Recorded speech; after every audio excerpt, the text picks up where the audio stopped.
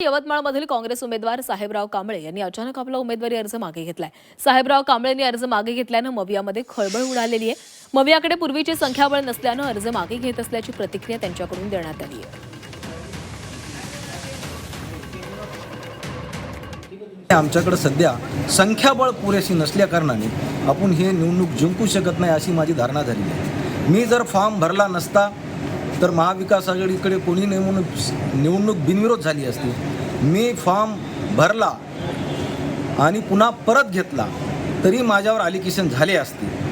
ह्या तिन्ही बाबतीत किंवा महाविकास आघाडीनं फॉर्मच भरला नसता तरी महाविकास आघाडीचा अपमान झाला असता। काँग्रेस नेते साहेबराव कांबळेंवर संतप्त आहोत। साहेबराव कांबळेंनी विश्वासघात केला, काँग्रेस नेत्यांनी संतप्त प्रतिक्रिया दिलेली आहे। पक्षाला न कळवता अर्ज मागे घेतला। यवतमाळ विधान परिषद निवडणुकीतून काँग्रेस उमेदवार साहेबराव कांबळे यांनी आपला उमेदवारी अर्ज मागे घेतलेला आहे।